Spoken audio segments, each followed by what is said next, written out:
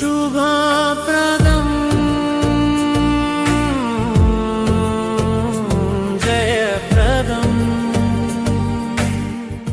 సంక్షేమాభివృద్ధి పథకాలు కార్యక్రమాలను అమలు చేస్తూనే మరోపక్క ఇన్ఫర్మేషన్ టెక్నాలజీకి పెద్దపీట వేశారు గత ముఖ్యమంత్రి వైఎస్ జగన్మోహన్ రెడ్డి. విశాఖ కేంద్రంగా ప్రముఖ ఐటీ కంపెనీల కార్యకలాపాలు ప్రారంభం కావాలనే లక్ష్యంతో దృఢమైన అడుగులు వేశారు. ఫలితంగా విశాఖలో కార్యాలయాన్ని ప్రారంభించింది ప్రముఖ ఐటీ కంపెనీ ఇన్ఫోసిస్. వైజాగ్లో ఇన్ఫోసిస్ కార్యాలయం ప్రారంభమై 2 ఏళ్లైన సందర్భంగా స్పెషల్ స్టోరీ. రాష్ట్ర ఆర్థిక అభివృద్ధికి దోహదపడేలా విశాఖ కేంద్రంగా పలు వ్యాపార వాణిజ్య కార్యక్రమాలకు పెద్దపీట వేశారు గత ముఖ్యమంత్రి వైఎస్ జగన్మోహన్ రెడ్డి. విశాఖను గ్రోత్ ఇంజిన్గా డెవలప్ చేయాలనే ఆకాంక్షతో చిత్తశుద్ధితో అడుగులు వేశారాయన. ఇందులో భాగంగా ఐటీకి ప్రాధాన్యతనిచ్చారు. బీచ్ ఐటీ కాన్సెప్ట్ను తీసుకువచ్చి ప్రముఖ ఐటీ కంపెనీలను వైజాగ్కు ఆహ్వానించారు. పెట్టుబడుల ఆకర్షణీయ గమ్యంగా విశాఖను మార్చడానికి గ్లోబల్ ఇన్వెస్టర్స్ సమ్మిట్ వంటి పెద్ద ఈవెంట్లు నిర్వహించింది గత వైఎస్ఆర్సీపీ ప్రభుత్వం. 2023 మార్చిలో గ్లోబల్ ఇన్వెస్టర్స్ సమ్మిట్ ఏపీ వ్యాపార వాణిజ్య చరిత్రలో ఒక మైలురాయి వంటిదేననే పేరు సంపాదించుకుంది. ఈ సమ్మిట్లో 352 ఒప్పందాలు జరిగాయి. దాంతో రాష్ట్రానికి వచ్చే పెట్టుబడుల విలువ 13 లక్షల కోట్ల రూపాయలకు పైగా చేరాయి. గత ముఖ్యమంత్రి వైఎస్ జగన్మోహన్ రెడ్డి విజన్, పట్టుదల కారణంగా దిగ్గజ IT company Infosys విశాఖకొచ్చింది.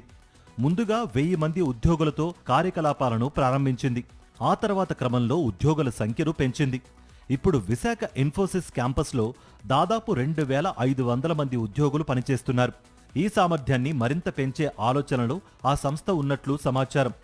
YS Jagan చేతుల మీదుగా ఇన్ఫోసిస్ కంపెనీ ప్రారంభమై 2 ఏళ్లు పూర్తయిన సందర్భంగా సోషల్ మీడియా వేదికగా జగన్ కృషిని నెటిజన్లు ప్రశంసిస్తూ అప్పటి ఫోటోలను, వీడియోలను షేర్ చేస్తున్నారు. ఇన్ఫోసిస్ లాంటి ఒక యాంకర్ కంపెనీని విశాఖపట్నాన్ని తీసుకుని వస్తే ఇది ఒక బీచ్ ఐటీ డెస్టినేషన్గా డెవలప్ చేయడానికి పునాదులు అవుతున్నాయనేటువంటి ఉద్దేశంతో ఆ రోజు జగన్మోహన్ రెడ్డి గారి నేతృత్వంలో దాన్ని ఆ రోజు ప్రారంభించడం జరిగింది. నేటికి 2 సంవత్సరాలు పూర్తయినటువంటి సందర్భంగా అందులో దాదాపు 2500 మంది ఎంప్లాయీస్ పనిచేస్తూ ఉన్నారు. ఈరోజు మిగిలినటువంటి ఆ రోజు ఆ ఇన్ఫోసిస్తో ఏర్పాటు అవడంతో ఆ రోజు టీసీఎస్ని కానీ మిగిలినటువంటి సంస్థలను కానీ ఒప్పించడానికి, తీసుకురావడానికి ఒక అవకాశం దొరికింది.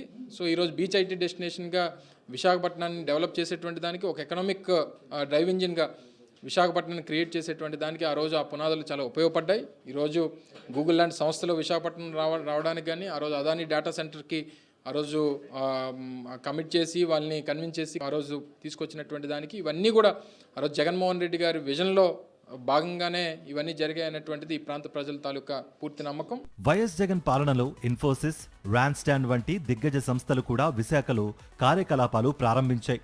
అదానీ డేటా సెంటర్, టీసీఎస్ వంటి సంస్థలు కూడా గత వైఎస్ఆర్సీపీ ప్రభుత్వ కృషేనని ప్రజలు గుర్తు చేసుకుంటున్నారు.